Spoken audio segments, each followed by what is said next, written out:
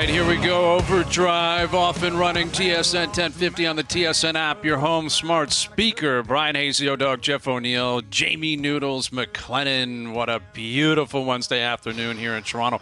Beautiful Wednesday down at Augusta National. What a show we have for you this afternoon. Wow. What a show. Did your course get the green light opening up No, soon? not even close. No adjustment. Not even close. It's a What are day. you talking about? We're opening up this weekend. Of course, you should be. It's beautiful.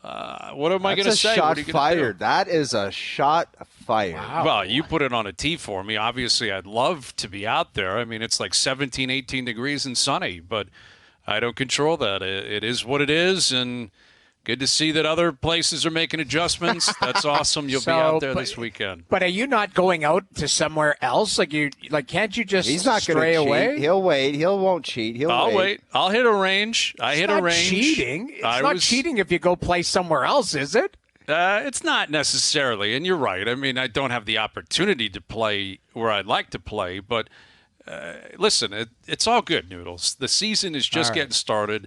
I was watching the Golf Channel today. I think our boy Steve Sands said, and Sandsy's coming up in a couple of hours. For a lot of people, especially in Canada, and I think the Northeast, the northern states in the U.S., tomorrow marks the beginning of the golf season because the Masters will be starting, right? And once you get to the Masters, you realize, okay, we're into April. The weather's turning here. And you really start to get jacked. And we got a big one today because Sandsy will join us live from Augusta National. And we've got picks today. Lots of picks, maybe a little bit of trivia. Noodles, you're going to have to be the guy that runs the show here. I wanted to interject because I know you guys got your picks. But is there any chance that I can, maybe on the back end, have a couple that you guys don't choose? Because I made a little, long shot list for myself. Oh, I love it. I was doing a little involved. Well, Maybe you'll pick two gentlemen that me and Hazy love. One's name is Craig Stadler, and the other is Ian Woosnam, who I think had a great time last night at the Champions It's Dinner. my favorite event of the year, Noodles, is the Champions Dinner picture gets released, and I look for Woozy in the Walrus. 7 a.m. this morning, he screenshotted it. He zeroed in. I zeroed in on Woozy, and he zeroed in on Stads, and we exchanged them within 2 minutes of each other. You got it. Can we post them, or is there is it too egregious? No, to point it's them a out picture. Type of I mean, we I love need those to see guys. those because they're just they were in one guaranteed, and their faces on sideways, both of them. Correct? I think so. I mean, obviously, we're not in the room, but we're projecting that they had a good time, and I think they should have a good time. I think Benny Crenshaw had a good time because I'll tell you one, the highest level. Look at these guys. Look at these cats. Woozy's standing up there, and I think Woozy's 5'2". Look at him. He's right in the middle, and he is not and he had a great time. Yeah, because Woozy's beside Mike Weir, and Mike Weir is maybe 5'9", 5'10", and he is a head taller than Woozy. Yeah. Wow.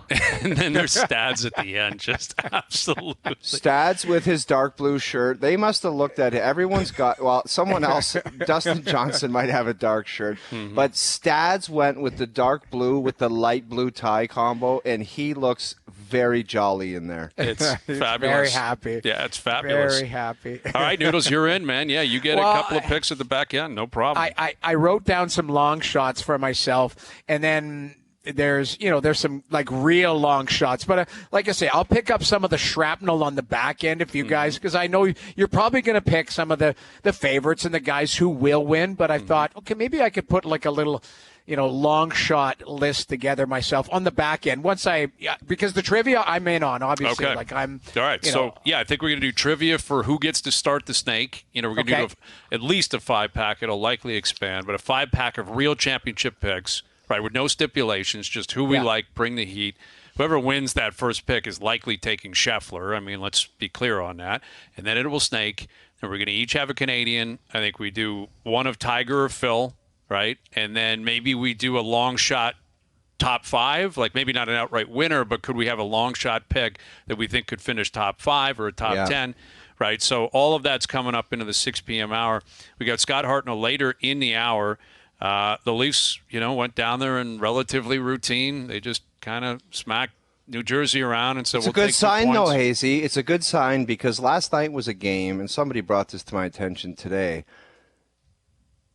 They said that was a game maybe 6 months ago. They would have gone into that back-to-back, and they would have lost it.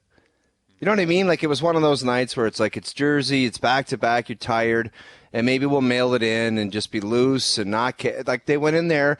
They were terrible in the first 15 minutes. I'll give you that, but they just got it together, and they did business, and they got the win. And that's what good teams do. They might not be perfect, but they just get the job done. And they did that last night. Yeah, it wasn't a game of perfect. I went back and watched it. You're right. Like, it was a slow start, but you have to keep in mind in these back-to-backs, like, by the time you get out of your own building, go through customs, you get down, like, you're going to bed at 2 o'clock in the morning if you're lucky. Men. And like, if you're lucky, like I'm saying, it might be, and if you're still hopped up or, on adrenaline, like it might be 3:30 by the time you go to sleep. Back-to-backs when you cross the border, and I know it's not a long flight into Jersey, and it's a nice plane, and you got all the nutrition and all that, but it's still taking care of your body. Like, you either start really quick because you just keep it going from the night before, or it takes you a little bit to wade into the game. I thought it was an efficient effort. I don't think there was I didn't think there was a time where Jersey was really taking it to them. Put it that way. I didn't think that they looked in trouble at any point. I thought they just kind of turned it on when they needed to. Had a couple nice plays and the 2 quick goals, and that was it. You're done. The game. Yeah, was exactly. over. And that was their third game in fourth night, which I think amplifies what you're talking about even more. That early in the year, that may have been a scheduled loss. Back to back, emotional the night before, and overtime against Sid and the Pens, and Dubas is in town. And I think what you saw last night is two teams going in different directions, right? New Jersey's done. They've had enough, packing their bags, U-Hauls, get us out of here. Hughes out. Like, that's when it's like the best player. You're done for the year. Actually. Yeah, you're done. They shut it's him down. over. And it wasn't realistic anyway. I mean, they've been out of the hunt basically all year. Like, a really, really disappointing season down there. But the Leafs know where they're going, and they know who they can rely on, and they had their stars in the lineup, and their stars just were leaning on them, and there was depth scoring last night. And obviously Matthews gets to 66, and it's every single night with this guy. Every single night he scores a goal. And, he's hit so many posts, and we've talked about how he really has not taken advantage of the empty net. I think he only has 2 all year, and the first one, I believe, was against Edmonton a few weeks ago. Hazy, I'm sorry. I get it. You want to kind of send a message. It's about the team, and you're seeing on the monitor the 66, great pass by Max Domi. But after that, like, it's against Jersey. You've got the game in hand. If I'm a coach, I'm like, Matty, go out there and get 67. Like, I don't care when you come off. Just go out there and get 67 and wrap this thing up. And I get it. There's been a bunch of times where there's empty nets where it's like David Camp, blah, blah, blah, going. I'm like, what are we doing here? Like, this is kind of a cool thing. It is a cool thing. It's a big thing. And for whatever reason, he's not out there. I would be like, Matthews, you're up, and then you're rotating with whoever else goes out there. It's you going out and someone else. If you want. If you don't want to, that's fine. But I'm pretty sure he would have just said, get me out there. Like, you saw him on the bench kind of with the half leg up. It was like, and it's great for Bertuzzi to get his 21st, but like, why he wasn't out there, it's kind of goofy. It's nitpicky, and it's not a big ordeal, but I can't understand why not. I'd like to see him too, but I will say this.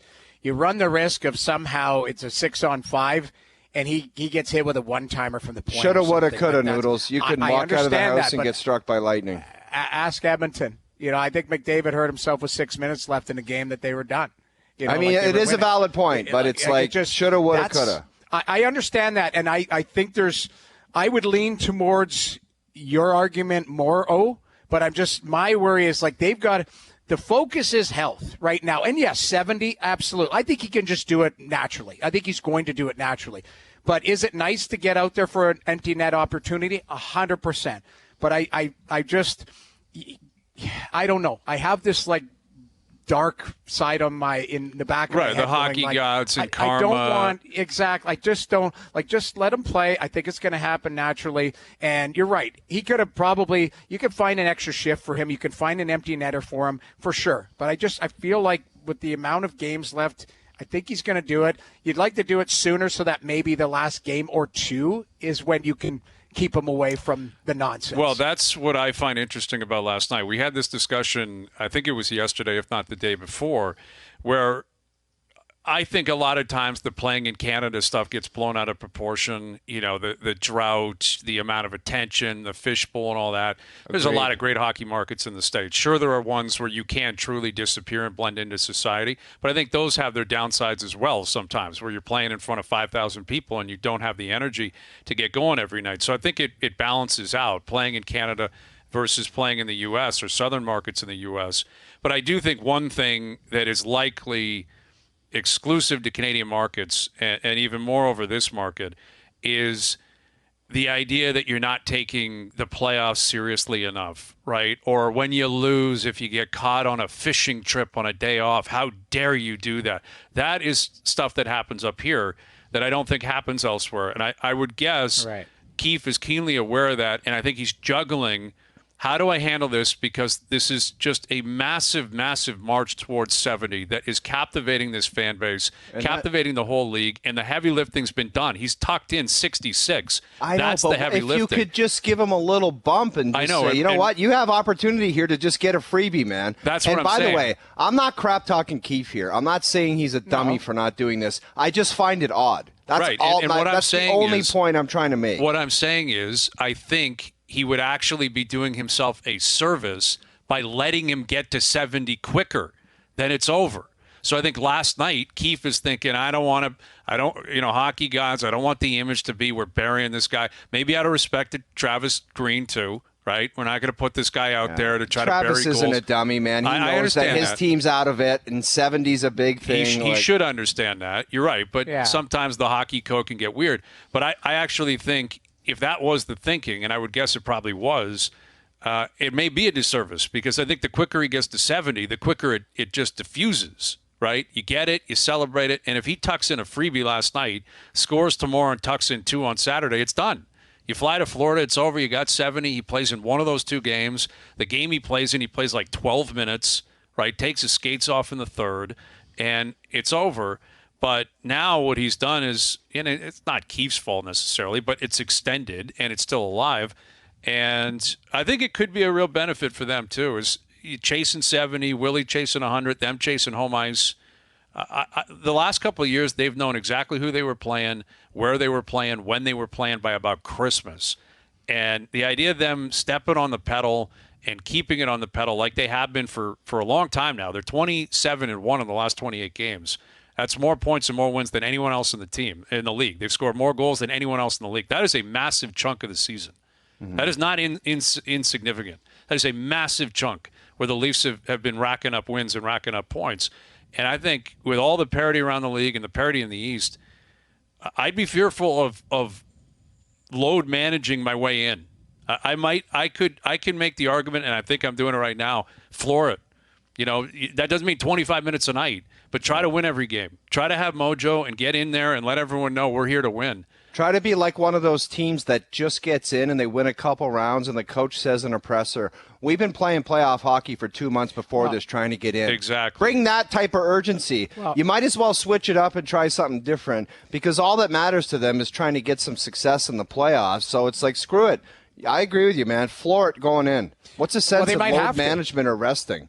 They might have to. I mean, if you want home ice, if that's something that is a priority, I don't know if it's a priority. I was talking to somebody in Florida last night. They're like, we don't care whether it's home or away. Like, you got to win on the road anyway. So I don't think that, but it comes back to, are you playing, the right way? Are you feeling good about your game? Is the details of your game where you want it to be? Are the guys who are, that you're going to rely on to win these series, are they feeling good about their game? That's the biggest thing. So there is a balance, but it's not like, Brian, there's not 12 games left. There's 4. Right. So, if you're going to floor it, like, it might come down. Correct me if I'm wrong. Is the last game of the season against Florida? Yes. In Florida. Yeah. So that'll either be a throwaway game or it'll be a game that means something to both organizations going, we got to win this because we do want home ice, or we do want this. Like, so it's the path is going to right itself, but I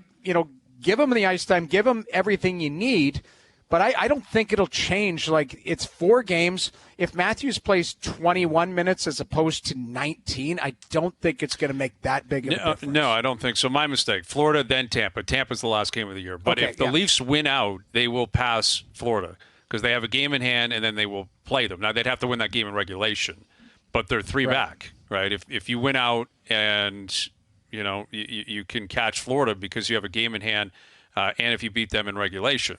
They got Jersey tomorrow, Detroit at home on Saturday, then Florida Tuesday, Tampa Wednesday. I don't know what their priority is going to be. I don't think Keefe is going to express it publicly anyway.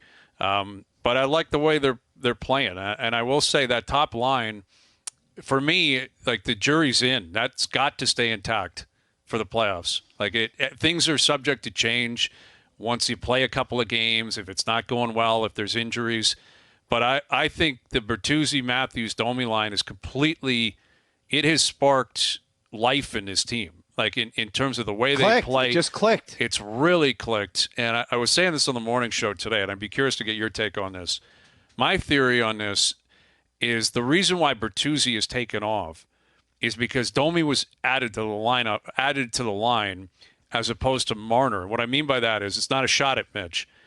When Mitch plays with Matthews, it's the Mitch and Matthews show, and you're the third wheel. Like very blatantly, it's their show, it's their line, you're the third guy, you can be replaced. With Mitch not there, now it's Max and Bertuzzi they're on even grounds. They both are like, this is our line now. It's like Kunitz, Dupuis. Exactly. And obviously the main man's in the middle, and they know it. But when Marner's there, it's an imbalance. The third guy is a clear third wheel, where you got to play your role, you got to figure it out. If it's a 3-on-2, you drive the net and get the hell out of the way because the other two are going to basically operate here. And I think that has gone a long way in terms of Bertuzzi coming alive and playing with confidence, Domi coming alive and playing with confidence. And for me, it's got to stay. I don't think you can flip back to Marner and Matthews between now and game 1. Dude. No chance. No kidding. And do you know how much better it is? Like, in the sense of just playing hockey in the offensive zone and working as a real line, as opposed to defensemen saying, screw that guy there. They're not even going to pass to him, even if he's open. It's just like, just focus on those two, and if we eliminate those two, you shut down the line. It's just, it's better hockey, and it's more effective hockey, and it's better hockey for the playoffs. Because you've got those guys, and like you said, this isn't a hit piece on Mitch Marner. He can help a different line with John Tavares and Bobby McMahon, and they can be just as effective. And I think that Marner with Tavares and McMahon are the same principles in place of what you just mentioned with the Matthews line, Hayes. There's no, I got to find my guy, I want to make plays, I want to do different things. It's hockey. We got to play well, make plays to be effective and help the team. It's more effective for everybody. It's an excellent point, and I totally agree with it. Well, I agree, too, because the thing is it's not about just Mitch and Auston. It's about trying to have balance and depth heading into the playoffs. Ryan Nugent-Hopkins got 100 points last year. He didn't have to play with McDavid. He was on a second line. Right. Mitch Marner can play on the second line. Like, it's about contributing to the team. Mitch Marner is going to be on the first power play because I think he's the stir that drinks that. What is it? The straw that stirs the drink. Absolutely. But like, that's a guy with tremendous vision, who is a guy who carries the puck in, does a lot of good things. And you can always, what you have with Auston and Mitch. That's, McDavid and Draisaitl go back together when out of a penalties, that type of stuff. But they're on separate lines. But you can spread the wealth around. All of a sudden, Willie's on a third line, getting lesser matchups, getting, different looks. Nick Robertson's come alive a little bit. Like there's guys that are benefiting from playing with these players instead of just locking the 4 into position and going, okay, who can play on these lines? And if they can't, okay, get them the hell out of there. Down you go, and the next guy up. I think what they've done is we're just going to spread this out, and we're going to find some balance and who fits with what. It's like a jigsaw puzzle. Exactly. And it's, again, there's a fair amount of sample size here where it's proving that it's effective, it's working. Matthews is not taking his foot off the gas. He's not looking around saying, I need 16 or I can't get to 70.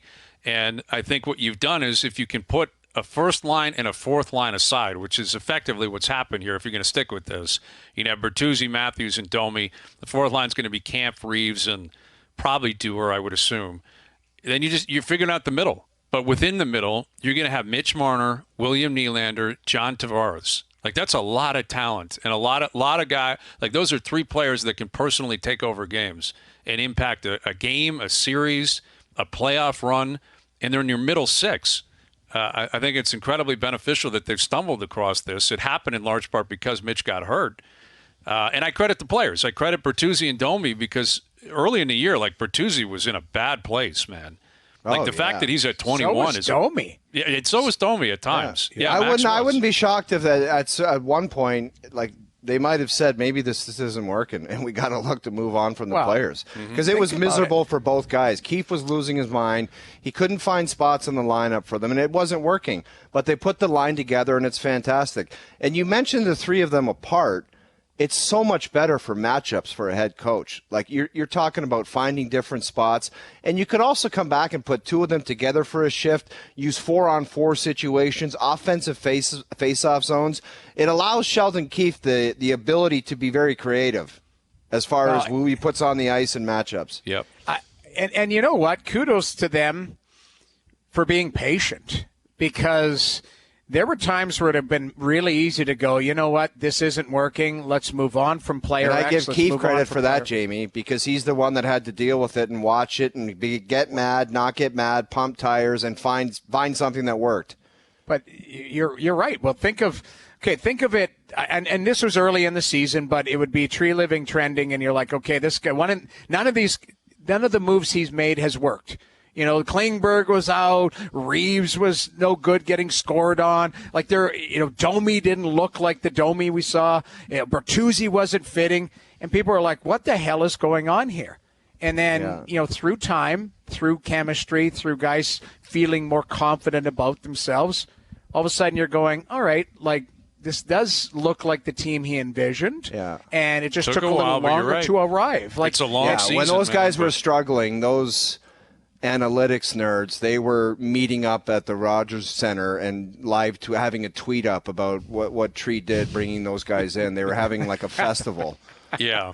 It was an analytics festival downtown. Yeah, they did. They had a festival. The cronies? Yeah. The cronies had a festival, and they were just all like, they were, I hate Tree living, and they were tweeting, and they hated it. But now I don't know what they think. Well, even the deadline, like Lyubushkin, man, everyone hated Lyubushkin because of player cards and stats. That guy's been really good for them. And, I think Edmondson is another guy. He can't play because if you look at his – okay, let's see what he does in the playoffs. Go talk to Matthew Tkachuk when he has to face him, and Edmondson is absolutely cross-checking him through the ice. If he'd rather play him or Rasmus Sandin. We'll find out, and we'll find out soon. So, yeah, the deadline on what they did there was augment, right? Again, we'll see what comes in the playoffs. What? But what's augment? Augment. They augmented what they have. They didn't add to the main they pieces. Doubled down, basically. With Lyubushkin and Duer and Edmondson. They didn't have to say augment. All right. They added you tried to get spicy with the language, and it didn't hit. It's a good word. I like that word. It didn't land. I'm not sure it did. I'm not even sure if I used it No, properly. it was wrong. Stupid. Usually I'll give you props for a word. That one is a fail. All right. That's a failure. But and again, the answers will be in the playoffs. They lose in the first round, then everything's going to be looked back on. Oh, they'll be back down at BMO Field. They'll be the nerds will have another festival, and they'll be like, "I told you." It'll be a parade route. It'll be larger than the Raptors parade. Right? It'll start at the X. Maybe not though, guys, because the Dubasites still have life. Well, right? Because Dubas Pitt is alive. sniffing, right? Yeah, Pitt is sniffing, and the other teams are trying to give it away still. So man, that Philly team, boy, holy smoke! Man, they're getting crushed. I kept watching I was calling a game. I'm watching the box score, and I'm like, what is going on in Montreal? Yeah. Like, it's 2-0, it's 3, it's 6 Cobb, and it's like early in the second. I'm like, and I told you the other day, I feel bad in the sense that these goalies are just like they don't have a goalie, but I don't know what the hell's. I didn't go back and watch the tape. I don't know what the hell's going on in front of them. Like it's nonsense. I don't know what's going on. It's a combination of all of it. I don't feel bad. It's like you can't get a save, and God knows what they're thinking of the whole situation. And you got to start with goaltending, because when you're getting beat 8-3 at this time of the season, you're losing to terrible teams, whatever Philly's been doing. But it just seems like that whole episode with Torts was just, I don't know, it started with Couturier, and now they just got it. Now it was a good story.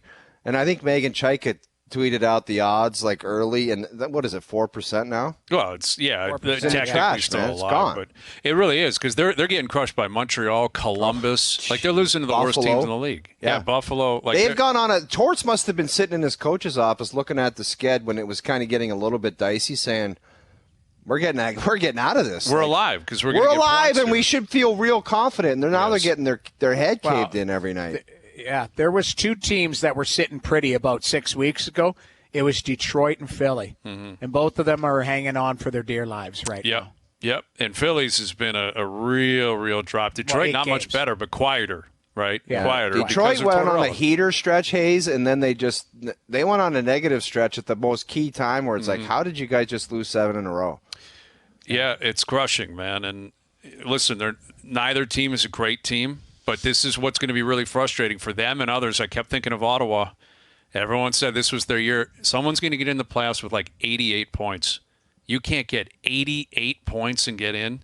You know, that's someone's getting in with that second wild card with 88, 89 points, which is shocking, but someone's going to take it. Scott Hartnell will join us. His take on what's going on in Philly. He knows the Flyers very, very well. He knows John Tortorella very, very well. And it sounds as if the Arizona State University Coyotes will be in Salt Lake City by like the end of the week. Like, that's how quickly this is moving. Like, Is there talk that it could be like they're dropping puck in Salt Lake next year? Yes. It sounds like it's basically happening.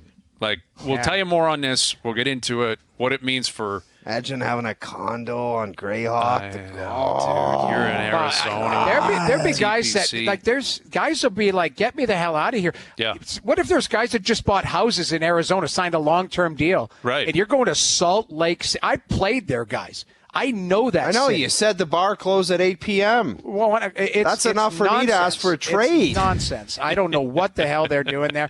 I know cities have changed, but that city is not. It's a joke, though. It's a joke that Quebec City can't hold a team, Exactly. but Salt Lake City can. It's embarrassing. It's a joke. Yeah. I'm going to get into it more in the future. We hate Salt Lake before they get there. I do. They're at the top of my list. Top of my list. They're not even in the league yet.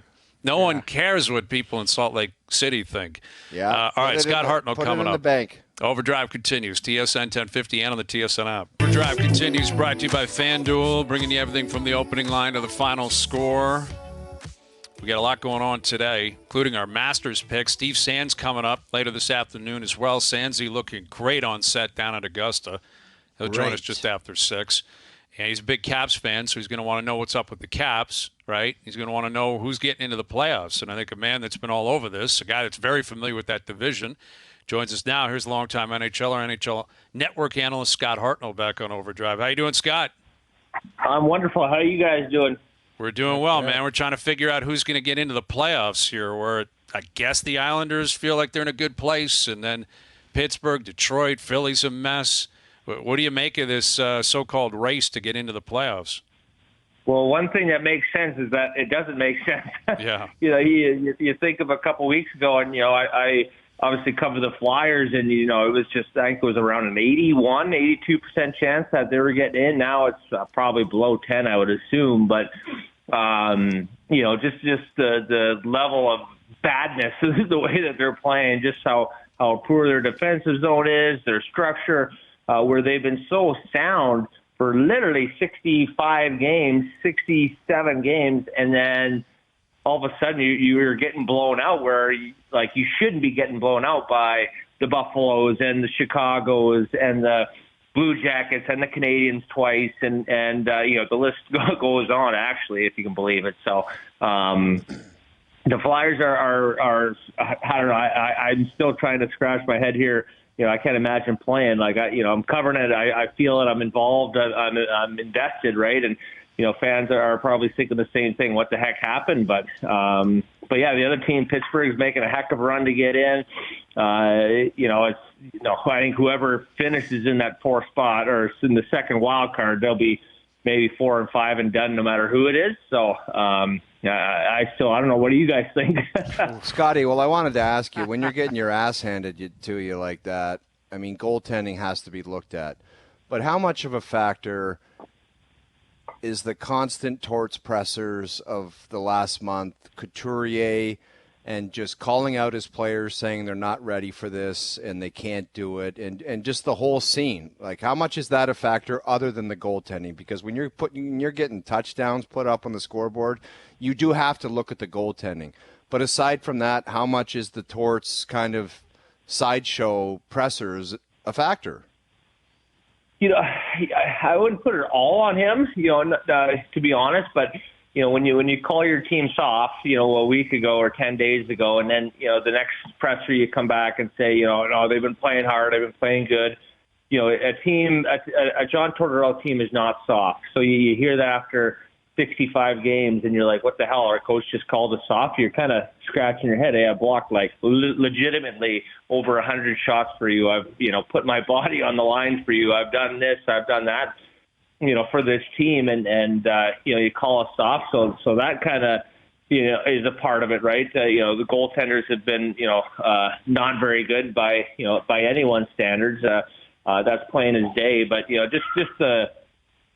just how sound they were, like, just defensively in their own zone. And now they seem, I don't know if they've changed something or what, like, because like two guys are going to one guy where that hasn't happened in 60-some games, right?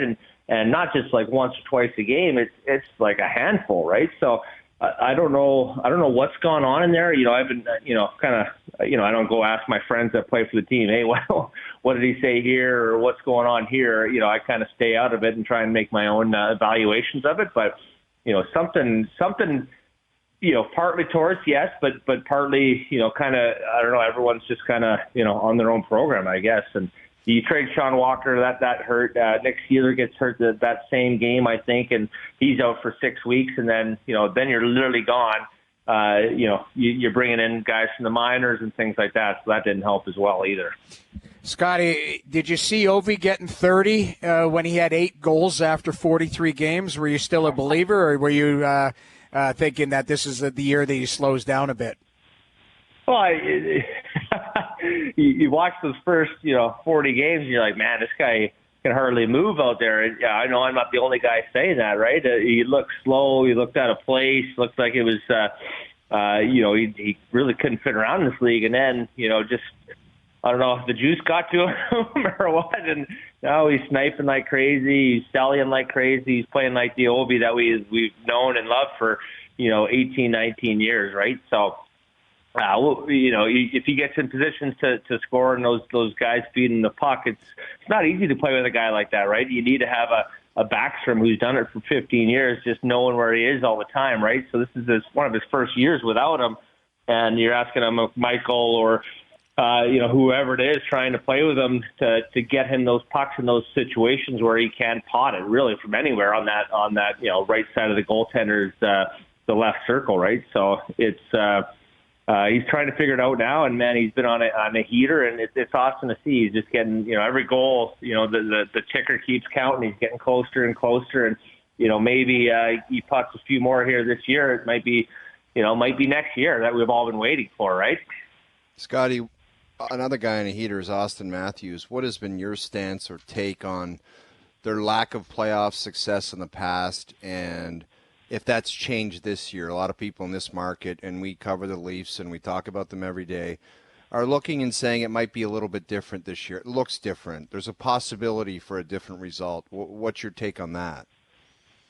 Well, yeah, I think that maybe the expectations, they've been, so high, the last 3-4 years, right? And they've been disappointed everybody and their uncle, right? The last 3-4 years as well. So, maybe the pressure won't be there. I know, a few guys that buddies of mine that have played there in the last couple of years, and they're like, it's ridiculously hard to play hockey, playoff hockey, especially in this city, just how crazy everyone is.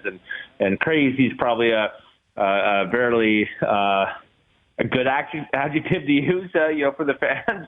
You can probably use some worse ones, but, they're passionate, number one. That's probably the best way to describe fans and media and stuff, but they're almost borderline bonkers as well. So the pressure is there. It'll always be there in that city, and whether they can get to that next level, as in getting to a finals and racing that Stanley Cup after so long, it's meant to be seen. But, if he can continue this pace and, especially Matthews, Marner getting back healthy and, Nylander continuing his play and, it's just the question of defense and goaltending for me. It's been up and down like a yo-yo, for you guys the last couple of years. So that's you can't win if you don't have a absolute stud in net.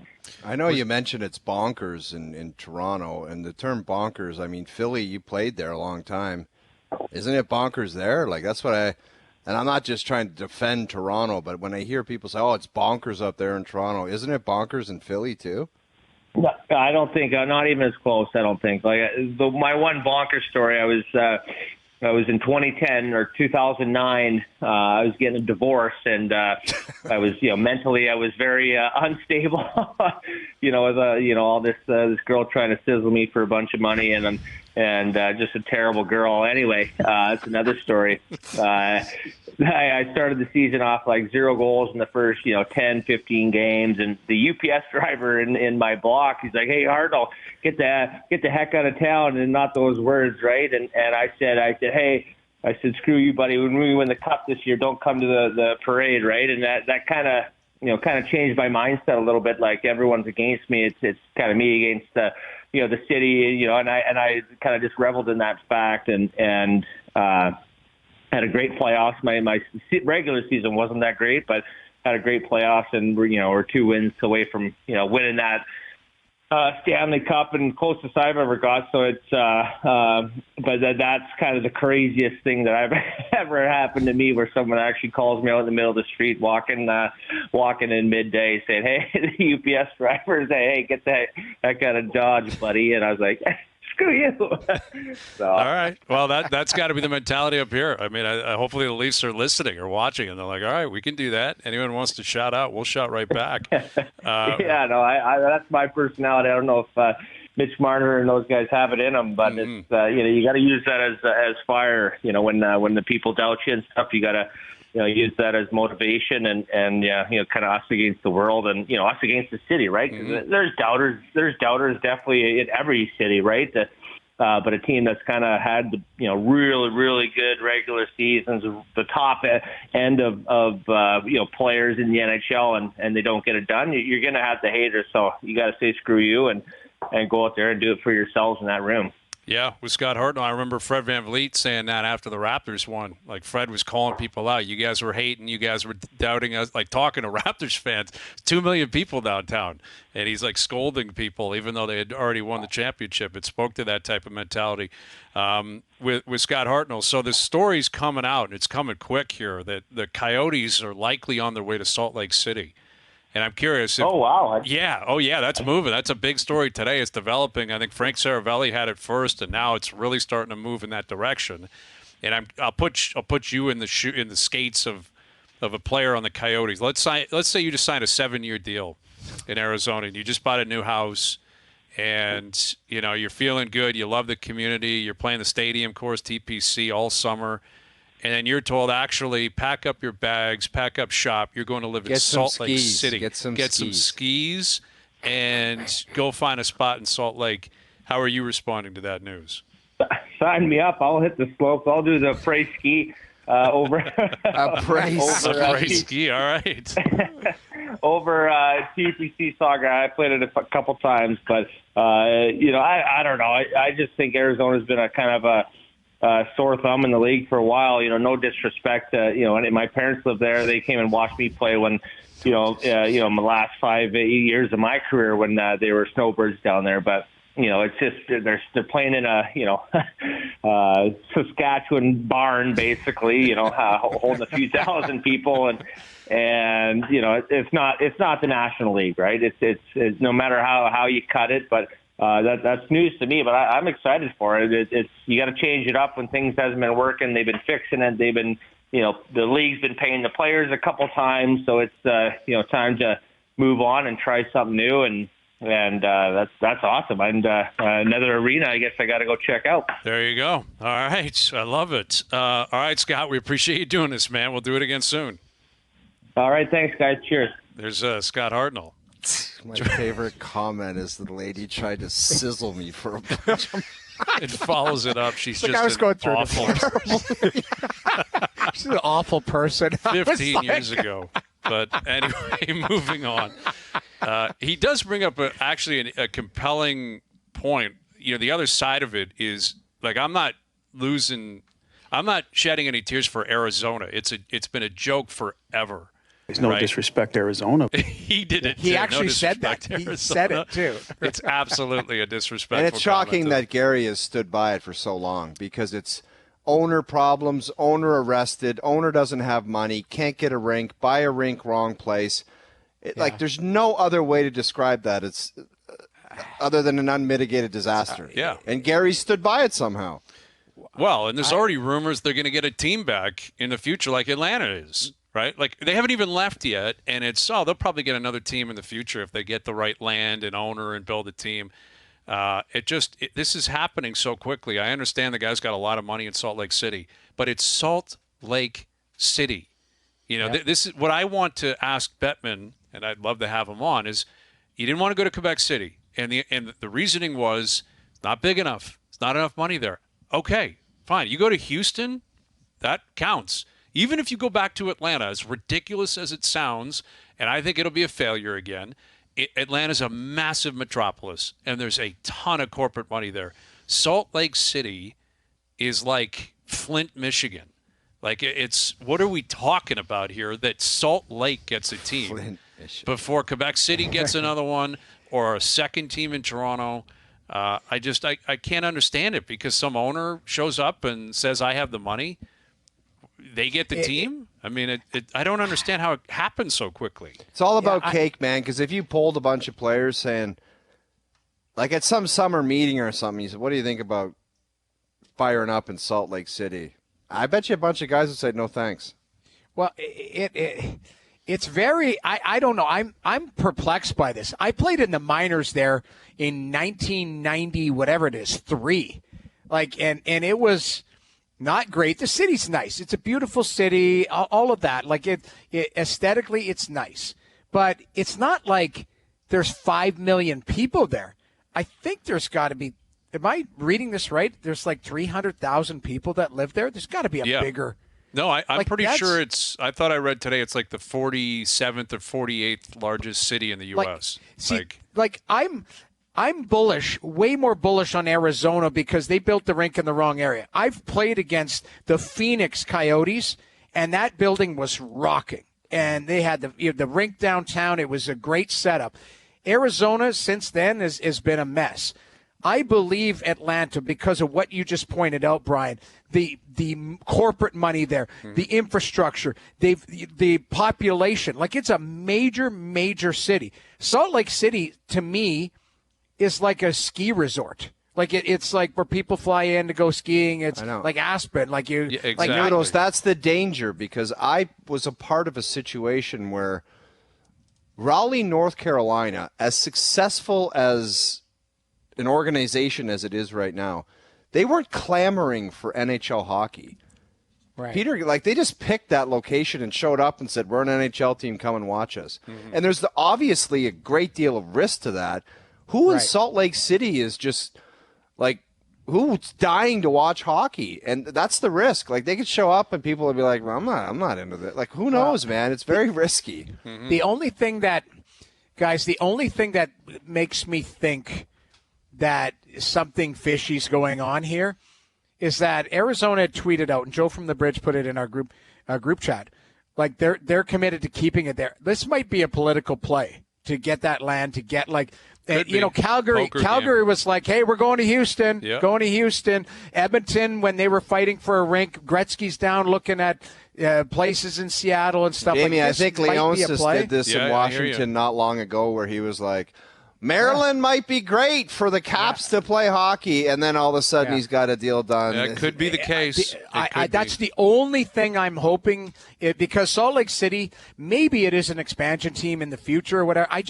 It's a weird, something doesn't smell right with this, and that's just my spidey sense. I have no information, no intel, but it smells weird to me. I understand what you're saying. The only counter to that is Arizona's a disaster and has been forever. You're right. Where Calgary's a great hockey market. And the Oilers, they had tons of support. Darren Dreger will join us on this in about 10 minutes. We'll get his take on what's going on here. Overdrive continues. TSN 1050 and on the TSN app. All right, every day we announce a current or former Maple Leaf player, and this week we're giving away tickets. Leafs Red Wings Saturday night, April 13th, the last home game of the regular season, plus throwing in a $250 Vanilla Visa prepaid card. Vanilla Visa prepaid cards are available for purchase at Petro Canada. Today's player of the day is Mark LaForest. Mark LaForest is your player of the day. My man, Trees. My man, Trees. Mm-hmm. I loved his preparation for the alumni games. Always ready. Always dialed in. Ready to rock. Mark LaForest is your player of the day. All right, Darren Dreger and Jerry coming up. Jerry's percentages at 5:30. Steve Sands from Augusta. Our buddy Lawrence Applebaum still to come. Picks still to come. We got a lot cooking this afternoon. Overdrive continues. TSN 1050, soon to be up on TSN 2.